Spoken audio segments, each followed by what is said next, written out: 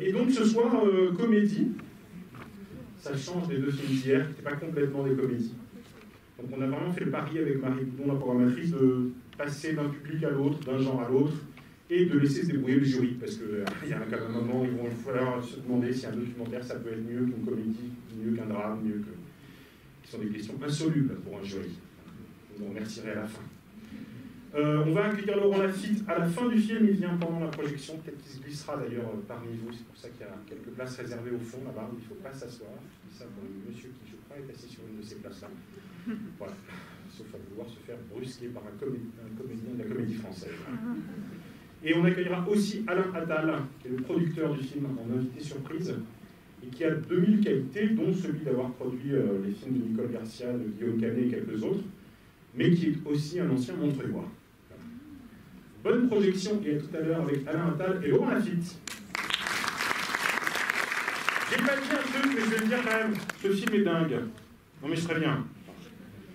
Et je serais assez curieux de savoir combien vont le détester, parce que le film est tellement dingue qu'il y a un moment où on se dit c'est pas possible, on peut pas faire un film comme ça aujourd'hui maintenant, et ceux pour qui ça va devenir un moment culte, et qui toute leur vie vont se souvenir de ce que vous allez vivre ensemble. Voilà, sondage à la sortie, à tout à l'heure. Voilà.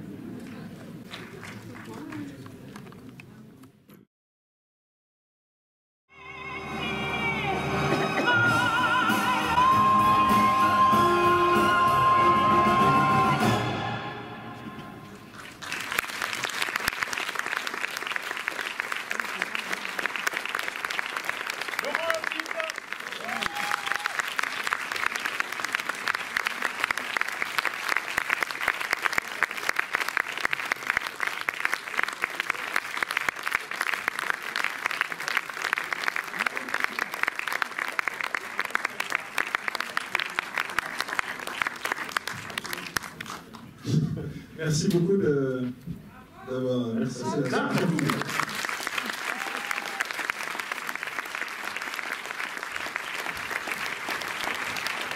Et le nom Alain Attal, le producteur du film. Producteur du film Alain Attal.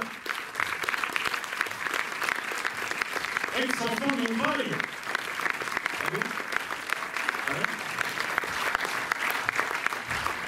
Alain, vous pouvez prendre un micro du coup qui est dans la petite pochette, il y en a un sur deux qui est perdant en fait. C'était de Montreuil. Ah, c'est pour ça qu'il insistait pour que je disais non, je ne veux pas aller en banlieue. Bonsoir, bonsoir. Merci de nous accueillir.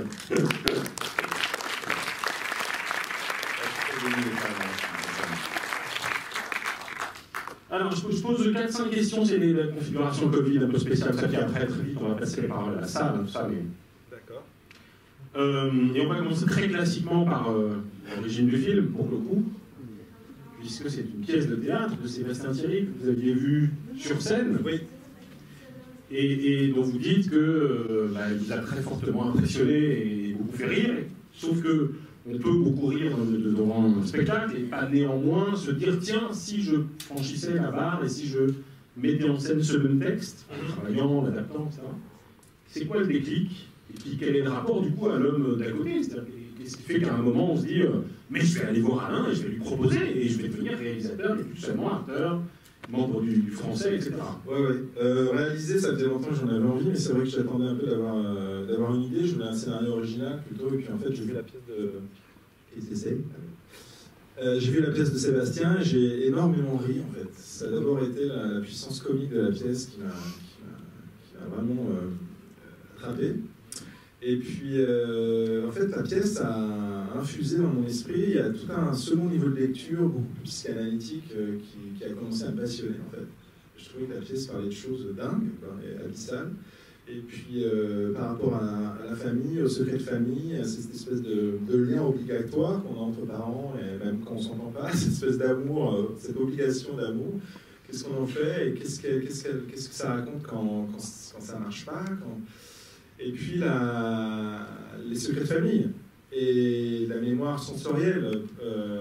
Qu'est-ce qui fait qu'un secret, donc par définition, dont on n'est pas au courant, qu'est-ce qui fait qu'il nous empoisonne la vie? Comment ça se fait qu'il y a quelque chose qui nous empêche d'avancer? Et je crois que beaucoup de gens connaissent ça dans leur famille. Moi, dans la mienne, c'est une spécialité. J'ai un scoop tous les 10 ans, à peu près.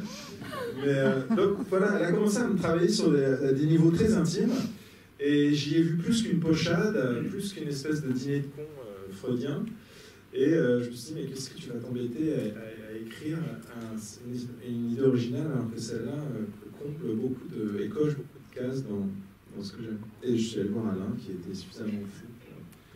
Oui, parce que quand même, enfin, moi je pensais ça en découvrant le film, je me dis, ce film correspond très exactement à une catégorie des films dont on dit très couramment qu'ils sont impossibles à produire aujourd'hui en France, avec deux références pour moi assez claires, qui font partie d'une espèce de langage commun des critiques par exemple. C'est-à-dire les films que faisaient Buñuel et Ferreri ne pourraient pas être faits aujourd'hui, et d'ailleurs personne ne les produirait.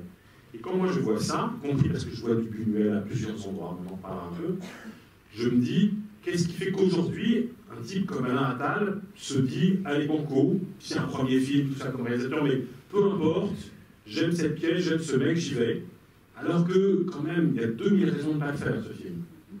Oui, il y a toujours énormément de raisons de ne pas faire les films, déjà, en général, hein, parce que c'est très compliqué. Sur celui-là, alors, le chemin, il est un peu... Je vais essayer de faire simple, parce que ça... Attends, je vais juste... on va aller dans la lumière du restaurant japonais, chinois qui est derrière. Quand ça tombe de façon plus évidente, parce que voilà, là vous serez mieux éclairé, ouais. D'accord. Hein, c'est mieux. Oui.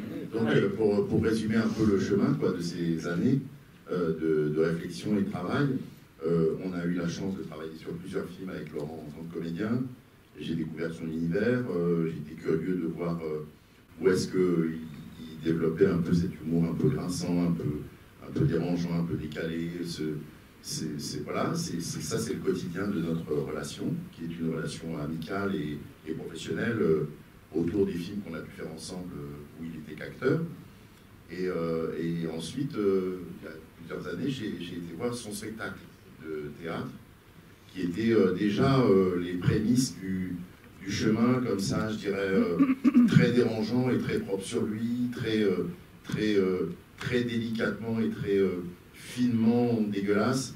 Et ça m'a beaucoup plu à l'époque, ce spectacle, parce qu'il y a des moments où on était vraiment gêné. Et c'est quand on est dans une salle de théâtre et qu'on est gêné, c'est un peu ce que vous avez ressenti quand ils sont à poil, mais sauf que le gars, il est là, quoi. Donc voilà.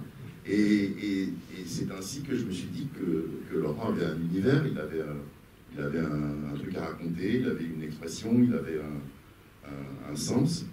Et donc quand il a eu envie de réaliser cette pièce, moi j'ai pas vu la pièce, mais j'ai lu le texte, et je me suis dit, waouh, purée, ouais, c'est chaud, quoi. Ça va être chaud.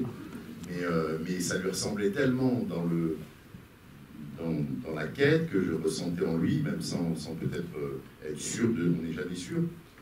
Et donc on a décidé de foncer. Voilà, il y a eu plusieurs versions du scénario.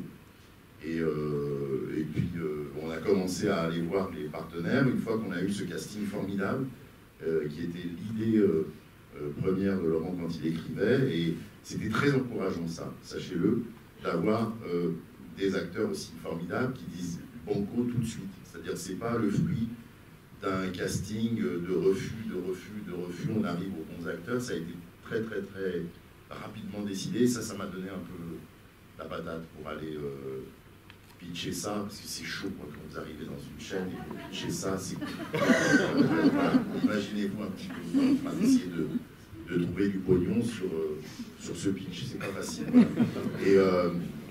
Et puis en fait, on a trouvé des gens suffisamment cinglés, où notre façon de présenter les choses, comme un peu le personnage, un peu cliniquement, a fait qu'on y arrivait.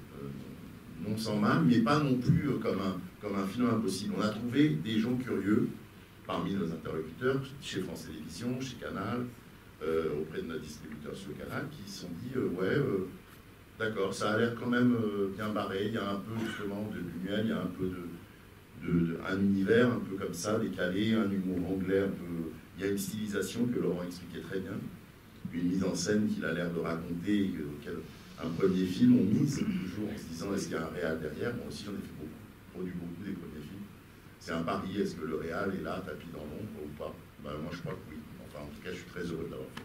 Nous aussi, moi je crois que c'est au moins deux là, mais probablement bien plus. Au passage, puisqu'on évoque le casting, je signale la dernière phrase du dossier de presse dans l'entretien avec Hélène Vincent qui dit « Quand je pense qu'un jour mes enfants et mes petites filles vont voir ce film, et ils sont dans la salle ce soir, je demande de les applaudir. Merci à la famille Hélène Vincent, et bon courage pour la suite. Désolé. Merci Thomas. Vous ne le prenez pas personnellement. Ouais, c'est ça. C'est ma mère qui va se vexer, c'est pas la peine. Bon, je reviens à la pièce, on va juste poser 2-3 questions, parce que à la base, c'est Jean-Michel Ribes qui la met en scène, et c'est Sébastien Thierry qui joue le rôle, entre guillemets, principal, celui que vous jouez à l'écran. Donc, petit 1, est-ce que c'est facile de convaincre Jean-Michel Ribes que non, c'est pas lui qui va l'adapter, peut-être qu'il lui a pensé bien, parce qu'il a fait des films par ailleurs, mais non, les droits sont achetés, du coup, par là. Et puis deuxièmement, est-ce que c'est facile d'aller voir l'auteur en lui disant « Oui, non, mais t'étais bien sur scène, j'ai adoré, j'ai beaucoup ri, mais en fait, je voudrais jouer dans la pièce, et du coup, je vais jouer ce rôle », sachant que ce n'était pas forcément, par ailleurs, la première idée. Non, alors Jean-Michel Ribes ne détient pas les droits de la pièce, donc je n'étais pas obligé de le consulter, donc je ne l'ai pas fait. Mais et puis, Sébastien Thierry, on se connaît depuis le cours Florent, donc on a fait le conservatoire ensemble aussi, donc voilà. Parce qu'effectivement, comme vous venez de le dire, il est également comédien, donc, et j'ai vu toutes ses pièces, et, donc ça a été assez simple. Après, c'était quoi l'autre question? La partie de la question, c'est le fait que vous aviez envisagé de pas jouer. Ah oui, c'est ça. Oui, non, au départ, je voulais jouer Michel, moi, parce que c'est le rôle le plus drôle du film. Donc j'ai eu mon instinct reptilien d'acteur qui a dit c'est quoi le plus drôle, c'est ça que je vais faire. Et puis en fait, je pense que justement parce que la comédie reposait tellement sur lui que d'être derrière la caméra et devant avec Michel, j'ai l'impression de m'embarquer dans un truc pas possible, alors que Jean-Louis, pour moi, est plus en clown blanc, et c'était plus simple d'être à la fois à la réalisation et dans le rôle de Jean-Louis. Et puis en plus, enfin, quand je vois le film maintenant, heureusement je ne l'ai pas fait, quoi, parce que Vincent est dément. Voilà, il est vraiment génial. Donc ça s'est fait dans cet ordre-là. Et Sébastien, Thierry, il n'était pas du tout, il ne s'est pas senti propriétaire du rôle. Il connaît aussi les impératifs de production d'un film. Il sait que s'il avait eu le rôle principal, peut-être que le montage aurait été plus compliqué. Je déclenche le financement spontanément, mais quand on a moins fait de cinéma comme Sébastien, c'est plus compliqué. Donc il est très pragmatique et très réaliste là-dessus. Voilà, ça s'est fait sans problème. Une autre raison qui correspond à votre première réponse tout à l'heure, c'est que en fait, les questions intimes qui vous intéressaient, qui vous ont saisi en repensant au film, concernaient plutôt ce personnage-là, en fait. Oui, c'est Jean-Louis. C'est la problématique de Jean-Louis. Bon, maintenant je vais poser 2-3 questions que vous n'aurez pas eues ailleurs, sinon c'est pas drôle. Par exemple, j'ai évoqué le lien à Buñuel, et moi ça me frappe beaucoup parce que c'est un univers que j'adore et dont je me sens, avec lequel je m'en sens en empathie, donc j'en vois partout en fait. J'en vois dans l'utilisation du piano, où tout à coup il y a le corps mort de la mère et de l'ami d'enfance, à la place des ânes, enfin il y a une espèce de truc comme ça un peu hanté, où on peut penser à certains films du classique, du surréalisme, mais j'en vois ailleurs, et dans un film moins connu, qui s'appelle Le Fantôme de la Liberté, et dont je trouve qu'il hante celui-là, alors que vous ne l'avez pas vu. Voilà. Et donc dans Le Fantôme de la Liberté, il y a une séquence absolument géniale, hilarante, pour moi un des sommets de l'histoire de l'humour, qui est une séquence où les personnages se mettent à commenter une photo que nous ne verrons jamais, en disant que c'est complètement obscène, que c'est vraiment dégueulasse, c'est pas possible, et vous imaginez si des enfants tombaient là-dessus, tout ça. Et tous les personnages se mettent à se lamenter sur quand même le fait que la société va extrêmement mal, sinon on ne verrait pas ce genre d'image ignoble, etc. Et puis à la toute fin, on se rend compte que c'est la Tour Eiffel. Hein, c'est vraiment génial. Or, quand même, dans le film, là, alors d'abord, il y a cette question-là, de la photo, qui du coup est quand même à l'origine d'une espèce de décalage assez étonnant, qui est que le pari de l'origine du monde de Courbet, puisque ça vient de là quand même, avant la pièce, c'est d'exhiber un sexe de femme et de trouver de la beauté, et de provoquer quand même un scandale sociétal, culturel, par cette monstration interdite, quoi. Donc c'est d'affronter le tabou et le fait de se dire, voilà, je vous montre ce qui pour moi correspond à la fois à la femme et à la mère, et c'est extraordinaire, et tout vient de là, et du coup il faut enfin le regarder en face, parce que je ne commande pas plus que ça, ce serait grotesque. Mais le projet ici, d'une certaine façon, il est à l'envers, parce qu'on ne verra jamais, évidemment, ces images-là, un peu comme chez Buñuel. On les laissera sans cesse hors champ, et ce qu'on va filmer fondamentalement, c'est la réaction à l'impossibilité de voir cette image-là, et c'est par ailleurs vraiment la réaction des personnages dans chaque situation gênante. Je pense à cette séquence géniale où j'étais convaincu qu'elle était dans la pièce, et absolument pas, parce qu'il y a plein d'ajouts, on en parlera après, qui est la séquence de la photocopieuse, où quand même l'actrice qui voit sortir la photo qu'on ne voit pas et dont on imagine que sur le tournage elle n'existe pas non plus parce que ça sert à rien, a un jeu à tomber par terre. Enfin, moi, pour le coup, je l'ai vu 2-3 fois cette scène. Je la trouve absolument géniale, sans compter la petite vieille qui est à côté et qui, elle aussi, dans cette espèce de façon de sous-jouer d'abord la complicité avec Karine Viard, puis quand même la réprobation, est absolument magnifique. Alors, je voulais savoir comment vous êtes passé, pour le coup, alors, dans la pièce, il y a ça, hein, ce rapport au hors-champ, à ce qu'on ne montre pas, etc., mais comment vous êtes passé de l'origine du monde de Courbet qui quand même hante le film, parce qu'on pense à cette image, en fait, il y a une espèce d'image mentale du côté du spectateur, à ce jeu démultiplié, notamment par ces ajouts-là, cette séquence de la photocopieuse, sur la réaction à une image que nous ne verrons pas, qui est interdite, enfin impossible. Ça, c'est beaucoup dans l'écriture de la pièce, déjà. Et c'est vrai que moi, j'ai veillé aussi dans ce que je rajoutais à ne pas montrer plus, à ne pas être au bord de montrer à la fin. Parce qu'en fait, il y a presque deux sujets. Il y a déjà le tabou du sexe de la mère et le mystère un peu du sexe de la femme, qui est un organe beaucoup plus interne que l'organe masculin, donc un peu plus mystérieux, je pense, même pour les hommes qui s'y connaissent beaucoup, qui croient s'y connaître beaucoup. Et, donc voilà, il y a quand même, donc il y a ces deux questionnements-là. Et puis, ce qui est intéressant, et là où je trouve le film assez féministe, en fait, d'une certaine manière, c'est qu'on peut se poser la question de, mais s'il avait dû prendre en photo le sexe de son père, est-ce qu'on a encore une comédie ? Qu'est-ce que ça provoque ? Et je trouve ça assez intéressant. Comme, pourquoi on va déclencher plus de comédie avec le sexe de sa mère qu'avec le sexe de son père. Pourquoi ça va déclencher plus de comédie? Je trouve ça... je n'ai pas la réponse. Moi j'ai en tout cas une réponse certaine, c'est que je pense qu'on aurait le sexe de M. Gillet. Et oui. Et vu sa tête, moi j'ai pas envie, déjà sa tête me gêne, donc j'ai pas tellement envie de le voir nu ce gars-là. Non, pour rebondir sur ce que vous dites sur un mot simplement, parce que ça a été un sens de notre travail, de la réflexion commune.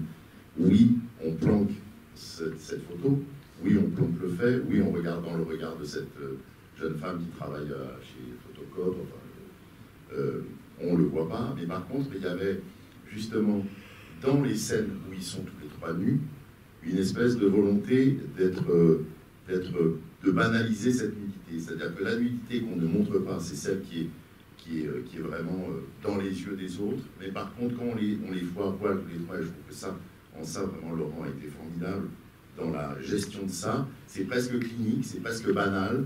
Ils ont cette idée absolument absurde de la fête des voisins à poil. Et en fait, on va les faire jouer, on va les faire s'empoigner, ils s'assoient à côté d'elle. C'est nudité faciale, c'était quand même ça aussi compliqué à vendre aux acteurs, c'était la condition sine qua non. Et c'est le pendant de ce que vous dites, c'est-à-dire ce qui est planqué restera planqué, et c'est le mystère, et même à la fin, le Polaroid, juste au moment où il va apparaître, Laurent le prend, juste avant qu'on voit les choses. Et par contre, pour nos personnages, eux, qui utilisent des subterfuges, on va essayer de le faire très très banal, comme si c'était normal. Et je trouve ça formidable, le rapport à la nudité, celle qu'on planque et celle qu'on s'en fout de montrer. Je trouve ça formidable. Alors moi aussi, je vais développer un tout petit peu, parce que il me semble qu'en fait, cette logique qui consiste à pas montrer, mais à montrer celui qui regarde, elle est en fait au cœur de ce que j'aime le plus dans le film. J'ai évoqué cette scène, mais il y en a des tas d'autres. Parce que j'ai l'impression qu'il y a une espèce de plaisir, et je pense que c'est lié au statut d'acteur-réalisateur, qui est celui de filmer ce qu'on appelle parfois des reaction shots. C'est-à-dire vraiment des plans sur la réaction de gens à une action extérieure. Et il y a des séquences entières qui sont fondées uniquement là-dessus. Par exemple, cette séquence assez étonnante du coup de téléphone à la mère, à un moment, donc ça ne marche pas le moment. Et puis, du coup, qui est long, qui est une espèce de slow burn, quoi. Ça s'étire en plan séquence. Voilà. Donc ça s'étire d'autant plus, et puis il y a ces grands silences. Plusieurs fois, le film joue ça, la confrontation entre Vincent et la mère, par exemple. Il y a des 30 ans qui s'étirent formidablement, et du coup, il y a des rires nerveux dans la salle, parce que c'est trop, c'est pas possible.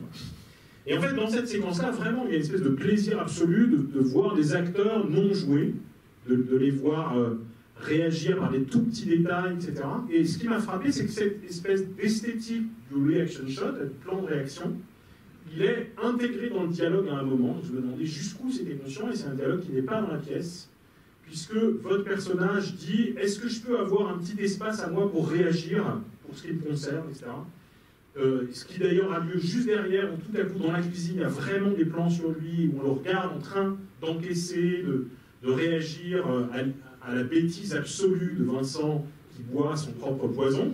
Une scène là aussi silente. Voilà. Et pour moi, le génie du film, il est dans cette espèce d'esthétique-là, qui est de dire mon plaisir d'acteur metteur en scène, ça va être de filmer mes collègues acteurs, pas tellement au cœur de la scène, mais vraiment en train de réagir à ce que je ne peux pas montrer, quoi. Qui est l'action en direct, qui est la photo interdite, qui est... Est-ce que vraiment, vous l'êtes dit de façon aussi précise que ça? Est-ce que c'est instinctif, en disant, moi, ce que je veux filmer, c'est vraiment ces temps-là, ces contre-temps, ces temps morts, Par rapport au timing, oui, au tempo, je voulais effectivement qu'il y ait des temps morts, qu'on ne soit pas dans la comédie surdécoupée. Je voulais des plans fixes aussi. Et j'adore le plan séquence qui est en fait la même temporalité que le théâtre, quoi. Donc là, il y a des moments où quand c'était la pièce, ça me gênait un peu d'être trop en plan séquence, donc j'ai plutôt réservé pour l'extérieur, ce qui n'était pas du théâtre. Et après, je me suis pas dit que j'allais tout mettre en off, mais c'est vrai que la question au montage, c'est toujours qu'est-ce qu'on raconte par le prisme de quel personnage. Et en se posant sans cesse cette question, forcément, on décide d'avoir plutôt la personne qui parle ou la personne qui écoute et qui réagit, quoi. Mais ça s'est fait plus scène par scène et réplique par réplique qu'une espèce de choix global pour l'ensemble du film. Donc il y a des moments où c'est plus fort que d'autres, mais c'est pas un choix délibéré sur l'ensemble du film. Ça s'est imposé selon certaines séquences. Et la petite dernière, et après on passe la parole au public. On l'a dit, il y a la pièce, elle est centrale, mais en fait, quand même, quand on la lit, il y a des tas d'ajouts. Il n'y a pas tant de coupe que ça, en fait. Il y a des petits motifs. Il y a un petit peu de coupe, ouais. Il y a une ou deux qui m'interrogent qu'on fasse à off, d'accord. Non, mais et il y a quelques petits décalages. Par exemple, l'exposition, c'est plus au Maroc, c'est en Algérie. Oui. Pourquoi? Parce que le Maroc de la fête, ça me fait moins rire que l'Algérie de la fête. Parce que j'ai déjà fait la fête au Maroc, et du coup, et pas en Algérie. Donc, je trouvais ça encore plus radical de dire l'Algérie du Poppers que de dire le Maroc du Poppers. Ça fait beaucoup plus inventé, quoi. Ça fait vraiment plus le mec qui s'en fout. C'est très pointu comme communauté, celle qui fait la fête au Poppers, je pense, en Algérie. Donc, ça faisait vraiment plus margeau pour le personnage, quoi. Voilà. Après, il y a des trucs sur l'écologie, par exemple, qui ont pas mal bougé entre la pièce et le film. Il y a des pans entiers du dialogue autour de l'écologie, ouais. Notamment dans la scène de nudité qui se déplace, mais on les retrouve à d'autres moments, ils sont réinvestis dans d'autres scènes inventées. Mais j'arrête avec les détails. Par contre, ce qui est frappant, c'est que la pièce commence à partir du moment où le cœur s'arrête. Et du coup, dans le film, il y a toute cette partie précédente où on découvre... C'est un peu chiant avant le pitch. Non, j'ai pas dit ça. Et où il y a du coup sa vie de famille, sa vie sexuelle, quand même, le film s'ouvre là-dessus, sa vie professionnelle aussi, voilà. Qu'est-ce qui faisait qu'il fallait enrichir les personnages et leurs relations avant de pouvoir développer tel que la pièce le fait dans les dialogues qui sont pour le coup là assez largement repris du texte de Sébastien Thierry. Ça, c'est un peu un plaisir de spectateur.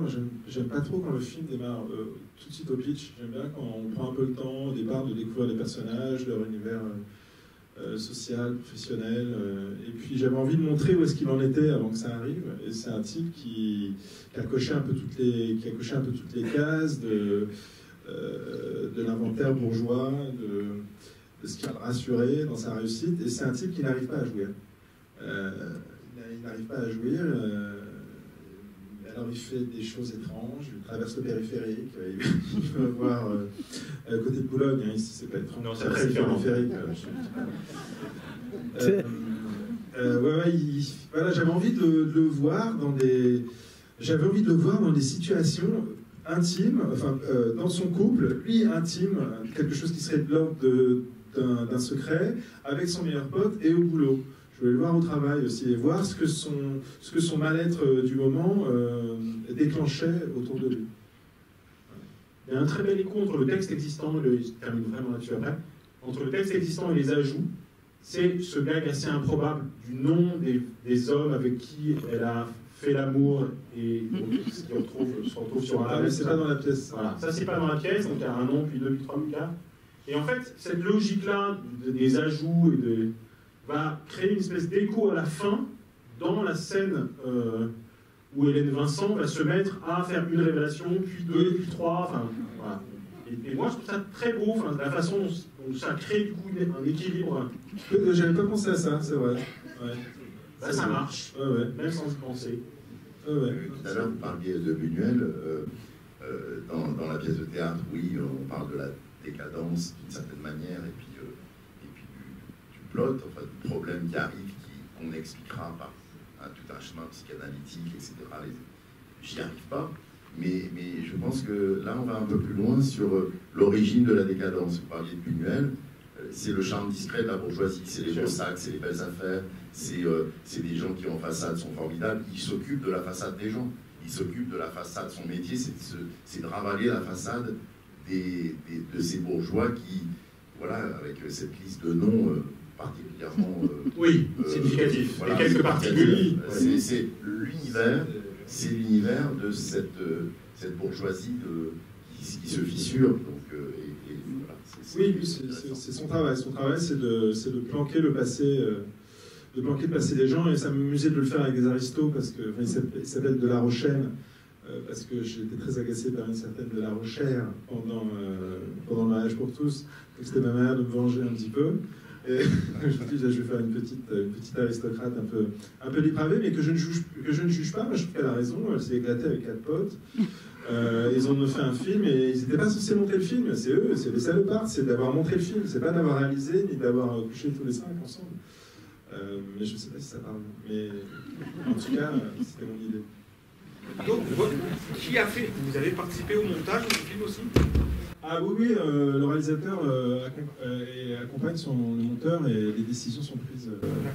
Parce que c'est génial. Parce que la façon dont vous avez composé le montage est vraiment super.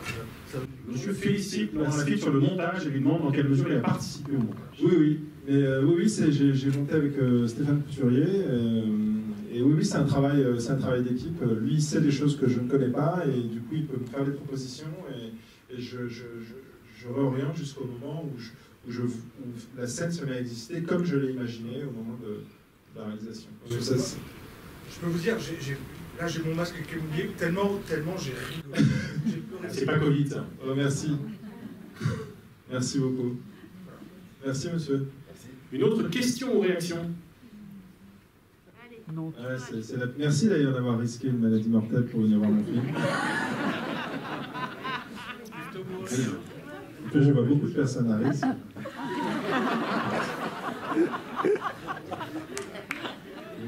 Il y a longtemps que je n'avais pas rigolé comme ça.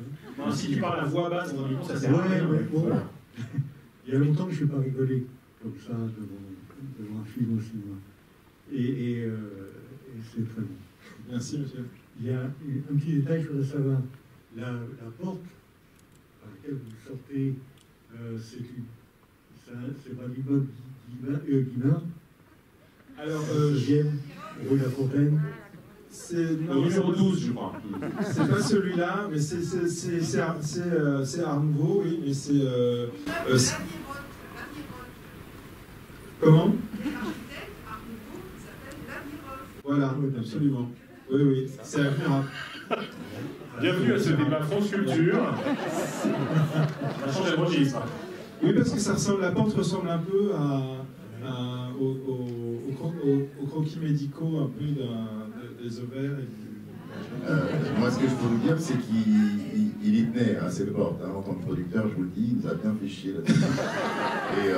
Et c'était cette porte et aucune autre porte. Voilà. Oui, on a l'impression qu'ils sortent. Voilà, il y a vraiment il y a un entêtement sur le stylisme de certains plans et de certaines séquences que j'ai trouvé très, très compliqué à satisfaire, mais qui m'a vachement rassuré. Un cinéaste entêté Et un peu obsessionnel, c'est plutôt, avec ma petite expérience, plutôt bon signe. Je voudrais savoir si vous avez déposé l'idée de la fête des voisins à poil. C'est aujourd'hui la fête des voisins, je crois. C'est vrai en plus. La salle est à vous. Pour le souvenir de Sébastien Thierry au Molière, il y a peut-être un exemple à suivre. Ouais. Non, cette idée appartient à Sébastien Thierry, je ne peux pas la déposer. J'ai pu l'exploiter, mais je peux pas, elle ne m'appartient pas. Mais on peut réfléchir. Ouais. Il y a l'idée. Moi, d'abord, je tiens à vous féliciter parce que j'ai beaucoup aimé votre film, ce qui m'a beaucoup fait rire, comme certainement beaucoup d'autres dans la salle.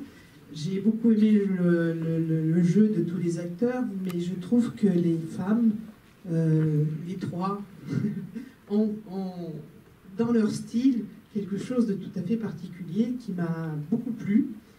C'est pas que le rôle des hommes m'aidait plus, c'est pas ça, mais j'ai trouvé que les femmes, elles transpercent vraiment dans ce film, et vraiment chacune dans un style particulier, mais complètement déjantées les unes et les autres, mais et la fin, moi, m'a fait éclater de rire, quoi. La mère, elle est, quand elle dévoile tous ses secrets, mais elle est extraordinaire. Oui. Donc, je ne sais pas comment vous avez fait pour le casting, mais franchement, félicitations. Merci. C'est Hélène Vincent. Hein.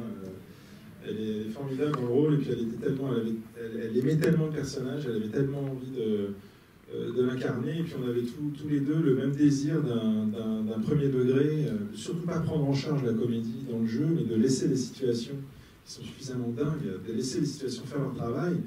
Et dès que je me souviens, dès qu'on devenait un petit peu conscient de la comédie, je leur disais souvent, mais tu ferais pas ça pour un queue, vas-y, joue-le comme si c'était pour un queue, pourquoi tu me la joues comme ça? Et du coup, j'essayais tout le temps de baisser la comédie, et Hélène, là-dedans, elle est tellement sincère, elle est tellement... Ce qui est génial dans la pièce, c'est le retournement, parce que c'est souvent ça avec les petits vieux, on aide un petit vieux à traverser, et puis il était peut-être collabo, on ne sait pas.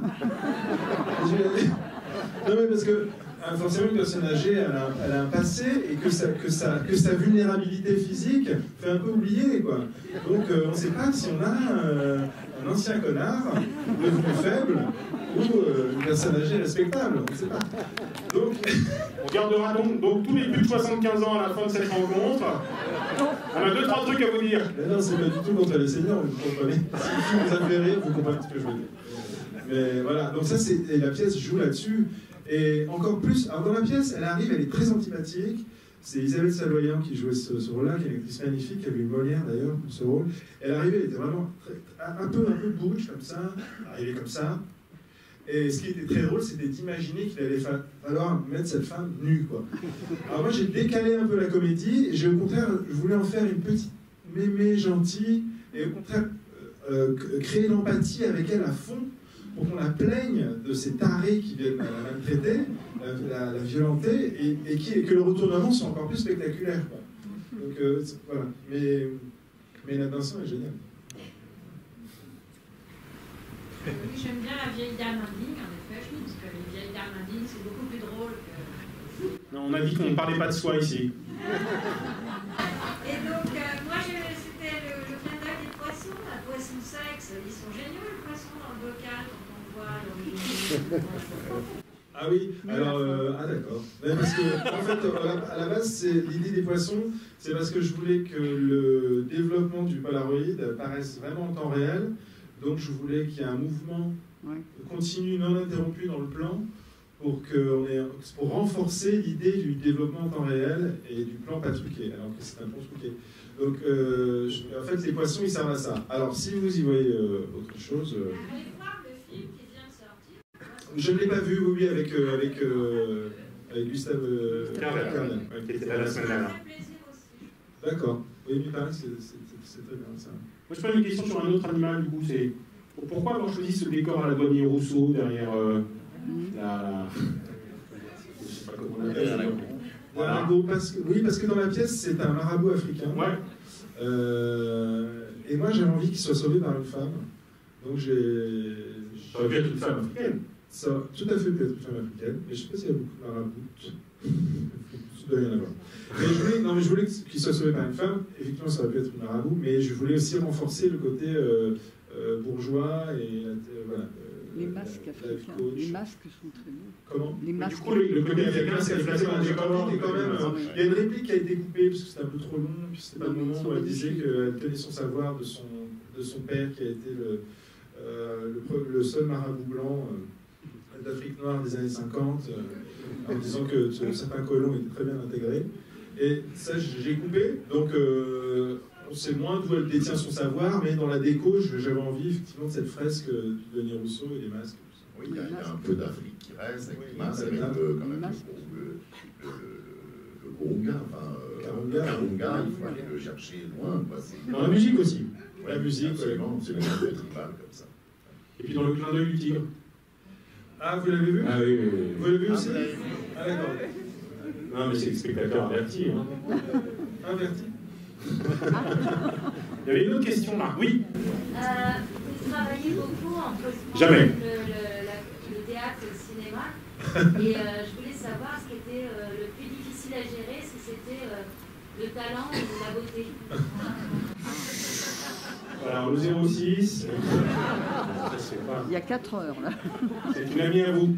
Alors, je vous présente Julie Sicard, de la Comédie Française. Bravo. Avec qui je répète en ce moment le spectacle de Christophe Honoré, et je lui ai demandé de poser cette question. Je me dis, mais tu veux me poser une question? Tu veux que je te pose une question? Je dis, bah, si tu veux, t'as qu'à demander qu'est-ce qui est le plus dur, le talent ou la beauté. Et je pensais pas que. Je pensais pas que t'allais le faire.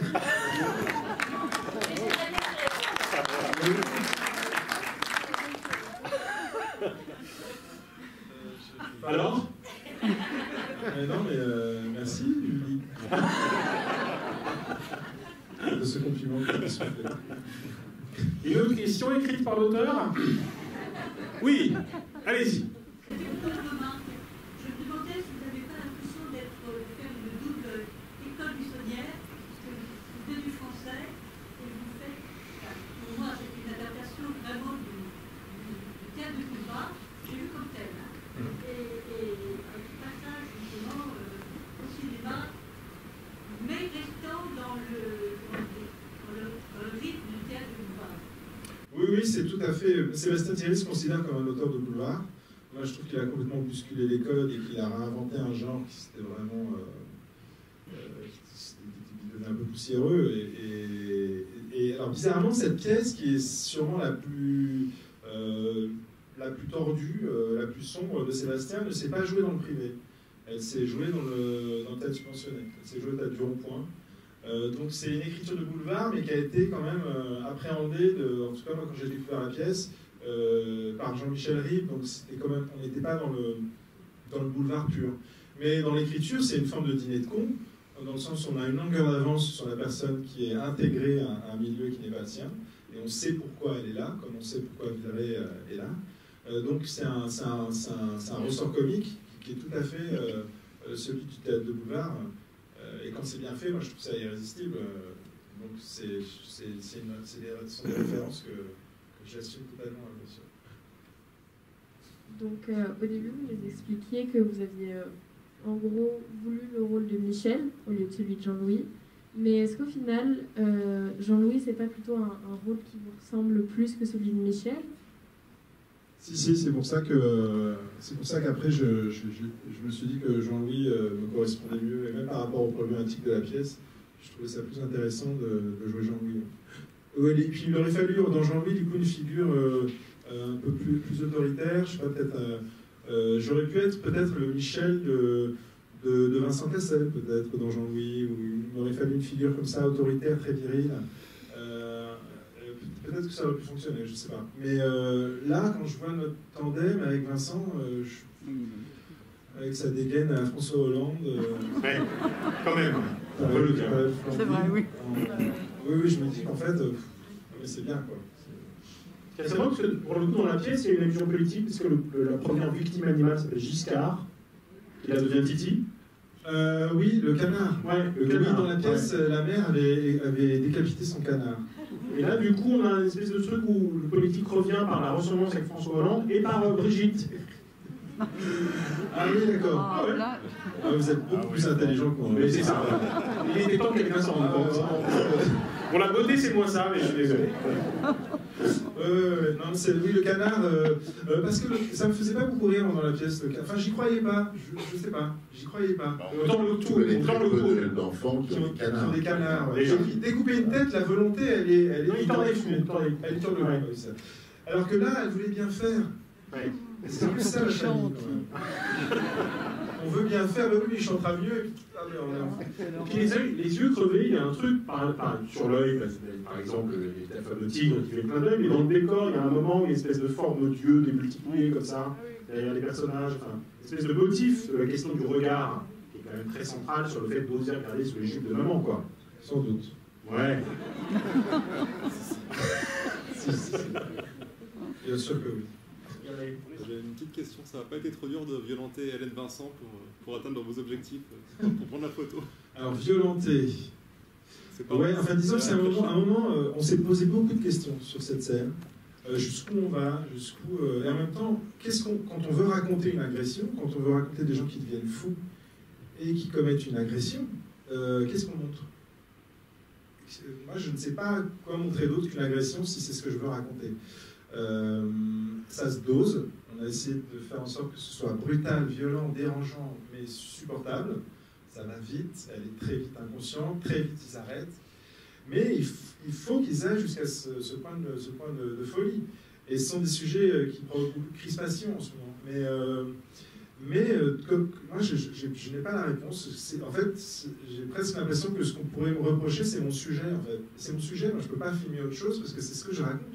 Je raconte des gens qui deviennent fous et qui en arrivent au point de violenter cette dame. Et c'est pas forcément drôle ce moment-là. Je pense que c'est un moment qui est dérangeant, quoi. Dans le couloir aussi. Dans le couloir chez la mère. Ouais. Là, c'est encore plus une agression. Mais bizarrement, le rire est plus facile. Le rire vient plus facilement, j'ai l'impression, à ce moment-là. Des cheveux. Peut-être. Ouais. Mais alors que la fin, c'est vrai que c'est moins une agression. C'est-à-dire que la petite frontière, la limite de ce que l'on doit entendre de notre monde nouveau, moderne, est tellement plus éclairé sur les questions d'agression et tout ça. C'est tout bonneau d'en être là aujourd'hui. Et en même temps, qu'est-ce qu'on peut raconter quand même sans être dans une petite peur? Vous disiez tout à l'heure, comment on fait des films comme ça? Est-ce qu'aujourd'hui, si on reçoit le scénario de La Grande Bouffe, est-ce qu'on va le produire? Moi, ça m'a beaucoup plu d'oser produire des films qui sont comme ça, un peu au bord, mais il faut cependant regarder les choses un peu différemment tout de même, c'est-à-dire être dans notre ère, et c'est une ère qui est tellement plus bienveillante à l'égard des femmes, notamment qu'il y a 20 ans, et en même temps, oser raconter ce rapport très freudien d'une mère un peu dégueulasse quand même, quoi. Donc, on n'est pas content qu'elle se fasse agresser, mais on ne va pas planquer sous prétexte qu'aujourd'hui il faut faire gaffe. Donc voilà, il y avait cette limite permanente de qu'est-ce qu'on peut montrer et où on va. Et voilà, j'espère qu'on va trouver le chemin. Mais... Et c'est une femme qui a commis une trahison, qui a eu un enfant avec un homme illégitime et qui n'a pas dit à son fils. Et a priori, moi je vais essayer de l'histoire différemment, mais il n'y a qu'une femme qui peut mentir là-dessus. Ça, c'est la seule. C'est une arme propre aux femmes, qui est de. Heureusement, beaucoup ne se servent pas. Mais en tout cas, c'est un pouvoir plutôt. Un pouvoir qu'a la femme d'être la seule généalogie dont on est certain. C'est celle qui sort du corps de la femme. Le père, ça c'est. On ne sait pas quoi. Donc c'est une force qu'elle a et on peut en parler aussi. On peut parler d'une femme qui a trahi à cet endroit-là son fils et son mari. Ou alors on fait que des beaux rôles de femmes. Que des femmes chouettes. Voilà. Mais enfin oui, après là on décortique parce que à la base, le désir de Sébastien, c'est vraiment de créer un retournement et que j'ai encore plus enfoncé, moi, de briser l'empathie d'un coup. Enfin, c'est un ressort. Ça, j'ai des petits indices, puisque par exemple, mais ça c'est dans la pièce aussi, Michel s'appelle Michel Verdoux, et évidemment ça fait penser à Monsieur Verdoux, qui est pour le coup un assassin de vieille dame en fait. Oui, d'ailleurs, la première fois qu'il prend la parole, on ne sait pas encore qu'il est médecin pour animaux, et dans son programme de ce qu'il vient de faire, il y a des euthanasies. Il y a des petits clins d'œil comme ça sur un programme. C'est vrai. C'est vrai. Savoir la nature de l'amitié entre ces deux hommes si différents. Oui, c'est vrai, on se dit pourquoi ils sont potes. Il a un côté un peu souffre-douleur, il a un côté... moi, je m'étais raconté que c'était peut-être je sais pas, qu'ils se complétaient. Ils se complètent. Il y a des tempéraments très différents. Ils ont des tempéraments très différents, mais ils se complètent. Je trouve que leur scène au resto japonais, enfin chinois. Et elle raconte j'ai essayé de raconter ça, leur rapport, voilà, cette espèce d'étrangeté, et puis... Ils se connaissent du fait qu'il est censé connaître sa mère depuis l'adolescence, quand ils étaient très jeunes. Donc des fois, on évolue, mais on reste amis contre vents et marées, même si les chemins s'éloignent, même si... voilà, c'est une amitié qui est récurrente, ils aiment bien se retrouver, même si le destin les a emmenés dans des directions très différentes, en look, en assurance, en réussite, etc. quoi. Mais c'est très courant, il y a des gens qui sont très différents et qui sont restés amis, vous savez. Il y avait des choses plus complexes entre eux, je sais pas, des choses anciennes, si vous voulez. Parce que je trouve que par moments, il y a un peu le souffle-douleur. Oui. On lui parle mal, oui. Même elle est pas gentille. Oui, non, il est con. Qu'est-ce qu'elle dit Il semble quand même qu'il n'y a pas qu'une amitié. Je ne sais pas, moi, ils m'ont beaucoup interrogé. Oui, c'est vrai. Oui. Et, c'est vrai. Mais c'est drôle. Enfin, moi, je trouve ça drôle, leur rapport, justement. Oui. Je crois que leur différence, elle est vraiment créée pour provoquer de la comédie, et pour que quand il est dans cette situation qu'on lui impose presque, puis aussi pourquoi il y va, quoi. Il y va par fidélité, mais oui, il est un peu souffre-douleur. Ouais. C'était au sujet de la musique. J'aurais voulu savoir s'il y avait une raison particulière au choix de Gabriel Fauré seulement, parmi tous les compositeurs qui existent. Remarque de Marie, il y a La Forêt au début et Forêt à la fin. Oui, c'est vrai. On n'est pas n'importe où. La ville d'Alain. Pourquoi parce que j'écoutais beaucoup Gabriel Fauré au moment où j'ai écrit le scénario. Et du coup, j'ai ces musiques qui sont beaucoup collées à ce que je faisais. Et je trouvais ça intéressant d'avoir un compositeur qui n'a pas composé la musique du film et de faire comme si c'était une musique originale.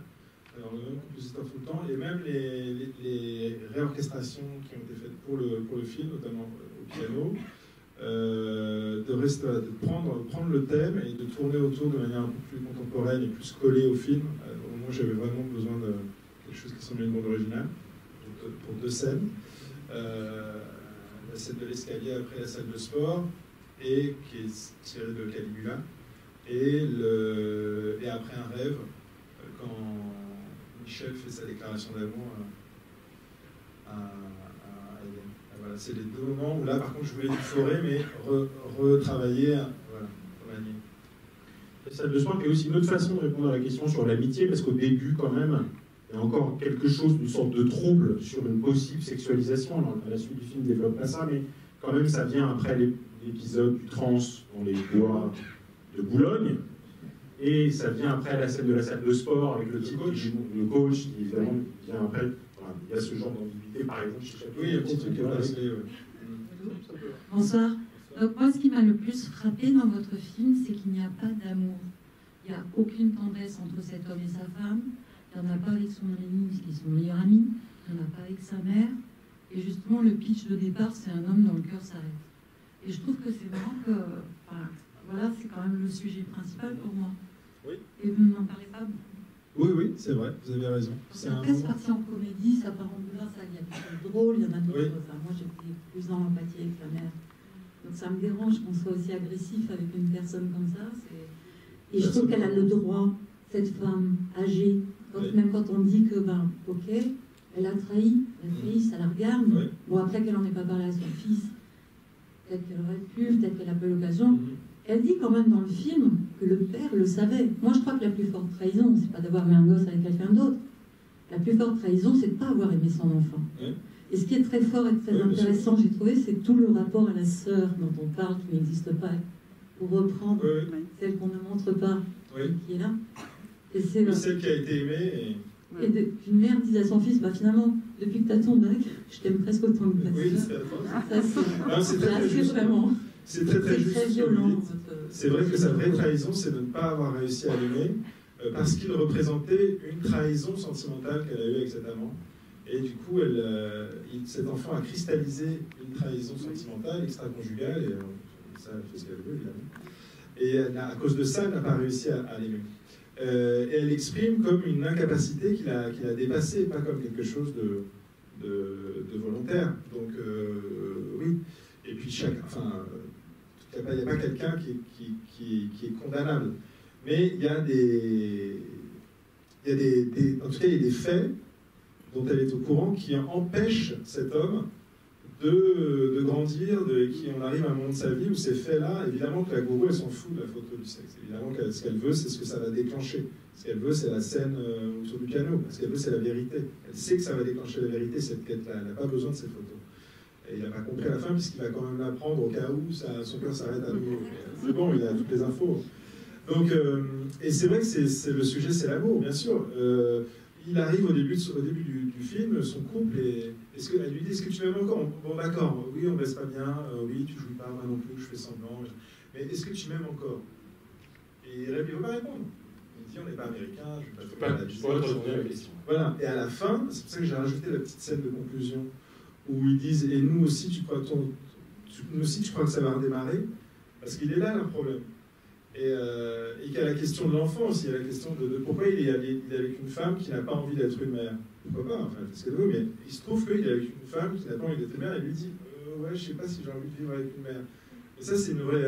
voilà, moi, leur problème, la problématique, elle est là, je trouve, dans leur relation et dans cette espèce de manque d'amour. Mais je pense que si on a des choses qui ne sont pas réglées dans sa famille, au niveau intime, je pense que c'est difficile aussi de bien aimer, c'est évident, et il y a un moment où il a besoin de connaître la vérité pour bien aimer, pour savoir aimer. Sachant que la confusion femme-mère, elle contamine aussi les rêves, par exemple, qui sont aussi des ajouts, qui ne sont pas du tout... Oui, non, les rêves ne sont pas dans la pièce. Et oui, moi, mon pensée du Jerry Lewis en termes de mise en scène, c'est l'univers blanc, tout ça, Vous avez pensé à quoi? Jerry Lewis. Ah bon? Ouais. Ah, moi, la référence, c'était THX. Ah, c'est vrai? Ouais. Ah oui, c'est un peu différent. Ouais. C'est moins drôle. Oui, mais c'est ça. Après, bon, ça, c'est... Oui, après, c'est vrai qu'il se trouve que le sexe de la mère devient aussi le sexe de la femme, donc le sexe devient aussi un objet de désir, peu qu'on soit hétérosexuel, enfin, ou lesbienne. J'ai oublié aucune catégorie. Donc, c'est intéressant, je trouve. Oui. C'est intéressant. La ferme des dents, par exemple, au moment du baiser, qui renvoie, par exemple, au rendez-vous chez le dentiste de la mère. Absolument, qui doit changer son bridge. Bien, ouais. Ben voilà, moi j'ai tout donné. Merci Laurent Lafitte. Merci beaucoup. Merci à Sylvain.